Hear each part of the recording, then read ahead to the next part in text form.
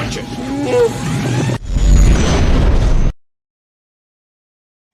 Hello there, my name is Logan, but you can call me Copycat99. And this past weekend, I competed in the Planetary Qualifier at Common Ground Games in Dallas, and I thought I would share some of my experiences, insights, and how I did. So I expected the meta to be primarily Sabine, Kira, and Quinlan. Quinlan Tarkentown, Sabine Data, or Sabine ECL, maybe Sabine Data Vault, and Kira Data Vault were showing to be the three forerunners of the format for competitive decks. So that is the expected meta that I based my deck choice and the cards actually in my deck around. Dallas generally has a slower meta, and a DJ ban would really help this. So I expected a lot, especially of Kira and maybe Palps, because DJ doesn't snuff those decks completely out. The Data Vault has been shooting up in popularity. 3 extra health versus aggro helps a ton for mid-range and control decks, and a lot of people are picking it up. So I expected a lot of that, and I had to consider, like, probably don't bring in aggro deck, because a lot of people are playing an annoying amount of health for an aggro deck. So the deck choice I ended up deciding on was Han 2 Data Vault. It had a good performance at a past tournament, so I picked it up, played it at a tournament last weekend, which was more casual or whatever, and I went undefeated on it. I didn't drop a match. So I was like, all right, this deck may be legit. So then I tested it this whole week upcoming the tournament, primarily against Sabine, Quinlan, and Kira. Because like I said, those were the expected decks that I thought I would see. And I was winning a lot, so I ended up taking it to the tournament. I'm not going to go super in-depth over exactly card by card. I'll save that for a more dedicated deck tech video. But the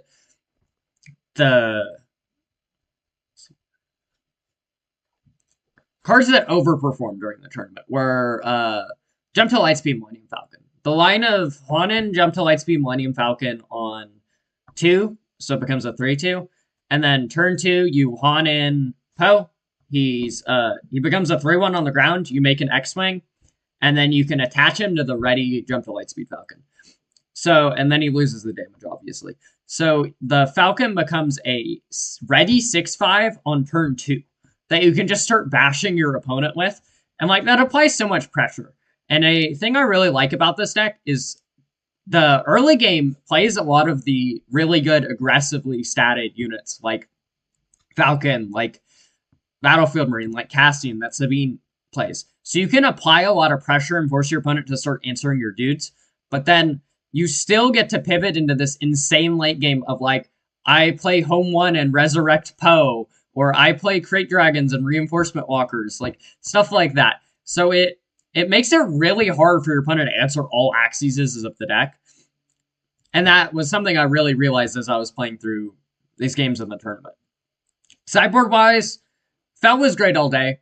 Like, you can play Choose Sides. Choose Sides is fine. But Choose Sides is a lot more conditional than Fel. And I found it was particularly worse specifically against Crate Dragon, fittingly. I know. So, because if you Choose Sides their Crate, you give them a unit, and then they probably just do the 7 to the Crate. And then the unit you gave them might even be able to kill the Crate. So, like, that's just like whatever, and then you have to actually stick a unit to give them for the Crate. So it's Fellow Dragon just kills it. Like it's just gone. You don't have to worry about this weird mini game, and you take 4 to base. It's whatever. It also was very good against Kira. One way that I found this deck can lose to Kira is you trade 1 for 1. You get into this late game, and then they slam like Avenger. And then if you just don't have a wide enough board where Avenger matters, the Avenger will just kill you. Like, it'll attack you over and over and you'll die eventually. So being able to have 1 large removal spell for the first Star Destroyer felt really important for me. Again, Choose Sides can do kind of the same goal, but I don't like having to stick a unit to trade units. Like, Fel is just unconditional. Fel just kills the guy. So that is why I ended up playing Fel, and it was great all tournament. The Open Fires and the Fleet Lieutenants did not come in all day. Fleet Lieutenant was for Sabine primarily. I boarded up the crates for them against Sabine because I feel that racing Sabine is a lot more important than trying to go over the top of her. You still can. You've still got home ones and reinforcement walkers that heal you. But, like, you've got a very similar low to lower ground curve. And you have 8 more HP than them if they're on ECO. So being able to race them felt pretty good in my testing. Open Fires was for mid-range to come in where System Shock didn't matter. That was the slot I was like least sold on, and it obviously didn't come in all day. I didn't play any Quinlan, which is the main matchup where it comes in. Like, they have no upgrade targets for System Shock other than Hotshot Blaster, and that's already got value. I'm not keeping System Shock in for Hotshot Blaster. So that was meh, but, like, I don't know. There's not really a super solid card that you can put in that slot. I didn't feel like I needed more anti-control deck with 3 home 1, 3 reinforcement walker, 3 crate in the main. So I chucked Open Fire in. Didn't matter. Whatever. Let's go backwards. Yes, it did. Okay. So some more thoughts about why I chose Hantu Data Vault. It had favorable matchups in Sabine and Kira, and it had a tolerable matchup in Quinlan. Quinlan matchup wasn't the greatest, but I felt that it was good enough that I could skill cap some players, to put it bluntly, and win that matchup. The deck, although it is a late game oriented deck with like Home 1 and Reinforcement Walker and Crate Dragon, I felt that it had lines where it plays fast, and I'm a fast player. I play really fast. I hate going to time with a passion. So that combined with some of these lines of just like slam Falcon, slam Poe, just kill you in the air 6 every turn, like stuff like that makes it really difficult to go to time in my experience, which is really nice. A big pro of the deck if you're playing it in a larger tournament.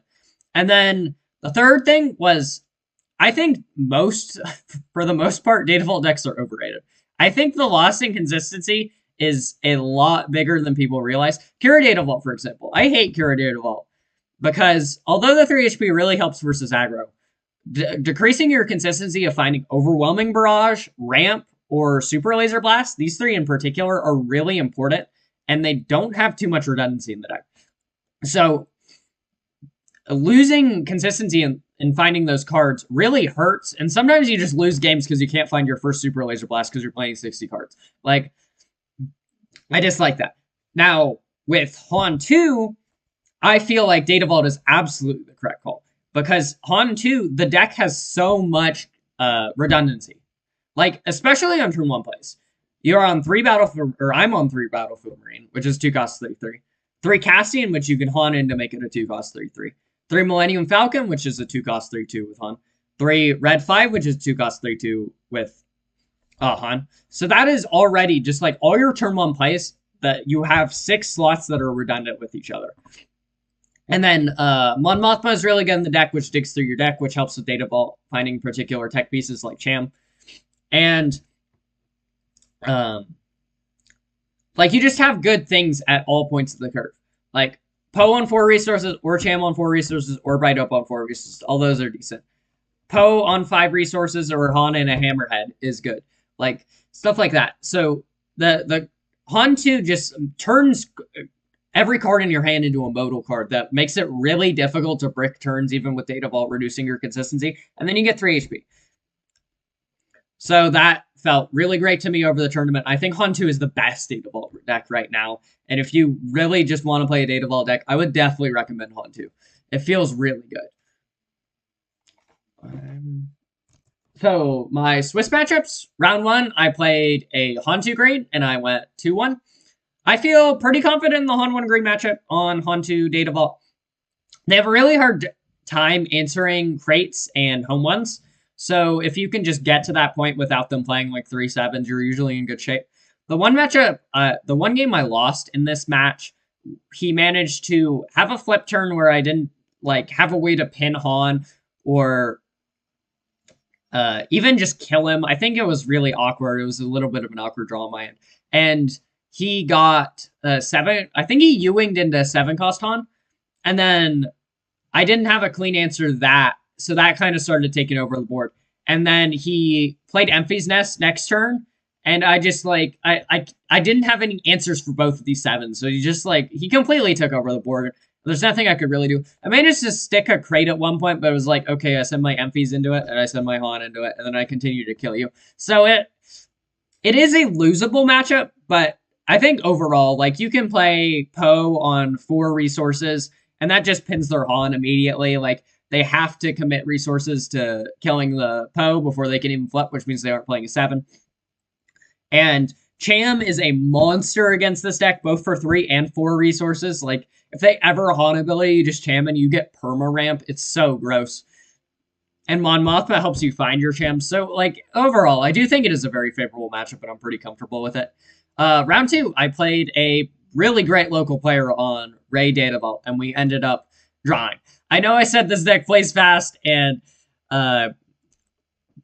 is unlikely to draw, but man, Ray Data Vault is a grindy matchup. It goes to so many resources. It is ridiculous. The biggest problem is they have hard removal for your big threats. Unlike the other Data Vault mid-range decks, well, Kira too, but whatever. Like, you can't just get to the crate end game and like you just slam a crate and you win the game. They just foul it or whatever. So you end up trading 1 for 1 a lot, and then they end up healing a lot. So you end up going into these late game turns with them having barely any damage on base.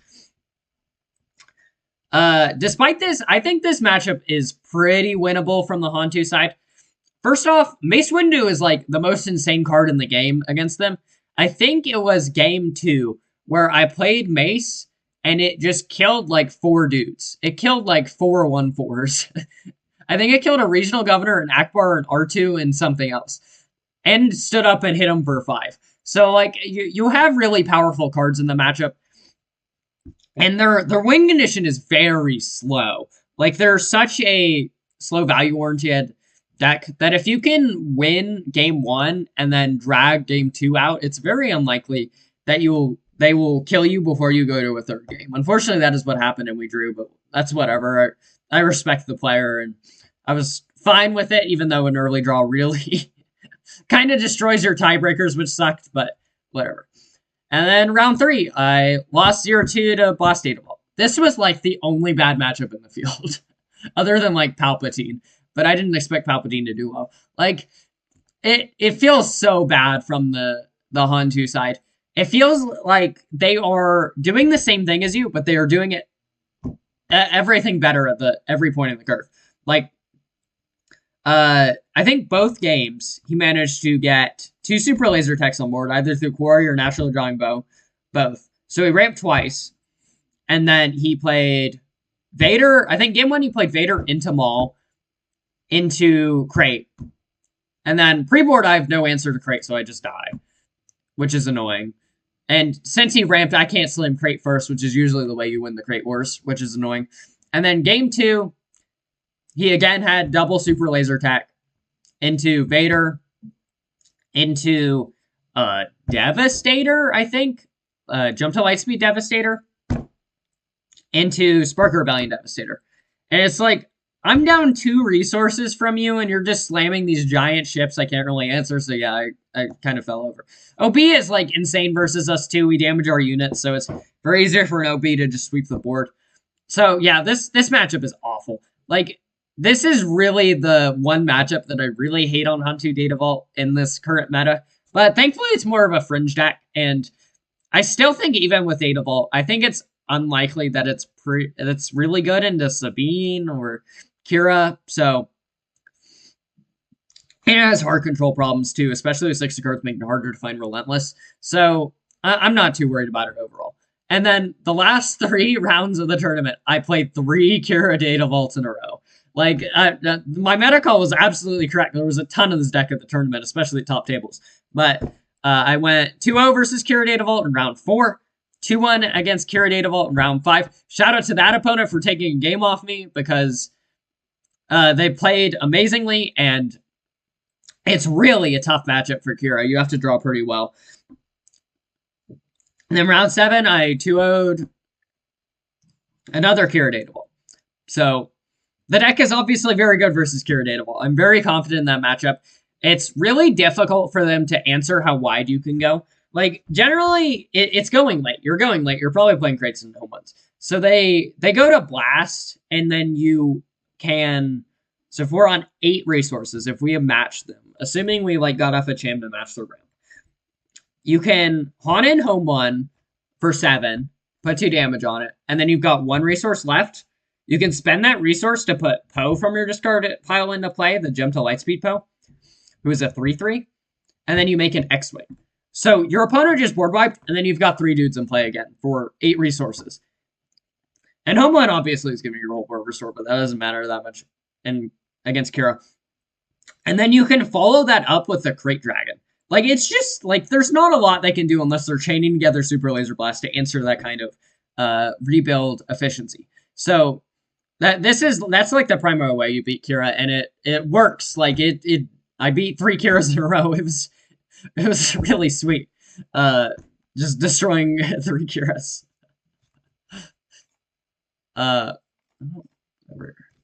So overall, I finished 5-1-1, 5 wins, 1 draw, and 1 loss.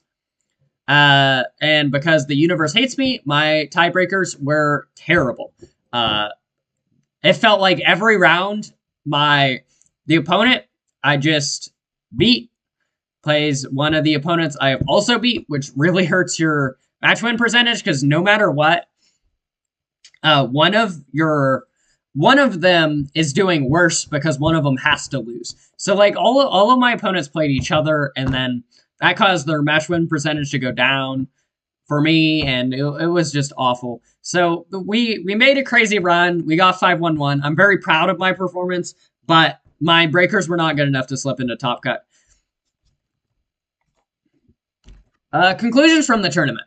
The deck performed amazingly. I am very proud, I'm very impressed with Hantu Data Vault. It is a very sick deck, and if you have not tried the deck, you should pick it up, at least for a local or something, because it does some crazy things.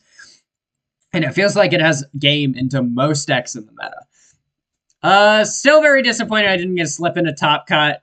Still working towards my PQ win, but we'll get there. I've got another one towards the end of the set, and we're going to try to make that run, even though the 2 Bothans in my area will make that a little difficult, but we'll see. Data Vault was everywhere. They didn't make us submit deck lists on Melee, so we can't get field data from the tournament, but I think it was probably like 20 or 30% of the field. It was crazy the amount of Data Vault there was there. A lot of Kira Data Vault, Hantu Data Vault. There was some Sabine Data Vault. Like, it was just like, it was definitely more represented than Green Base, and there was a ton of Green Bases, so that were Data Vault. So it was absolutely everywhere. A lot of people were playing it. Now, I don't even know if that is really justified right now. Like I said, I haven't dug too deep into the math, but I feel like it really isn't worth it for most decks that are running it. They're just running it because someone else has had success on it. So I really think you have to test a lot to determine if it's worth it. Outside of Hantu, who naturally evades the downside. My prediction to slow meta was absolutely correct. Ton of Kira Data Vault, Ray or Luke Data Vault, Blue Green Heroic Midrange, and there was a lot of Palpatine Green, which Dallas really loves. They're Palp Greens, which is funny to me. But yeah, a lot of slow decks, and being able to slam crates against slow decks is really fun. So that my deck choice obviously paid off pretty well. That's about all I had to say about my experience at the Dallas Planetary Qualifier. I had a lot of fun. I made a great run. I think the deck I played was awesome, and I would do it again. Absolutely. I might even be playing it in my next PQ, and we'll see how Legend of the Force goes. But I might end up playing it at Galactics, which would be sweet. Thank you so much for watching. If you like this kind of content, make sure to like, comment, and subscribe. It helps me out. It helps grow the channel, and it makes YouTube like me more. I will see you. That's all I've got. I'll see you in the next video.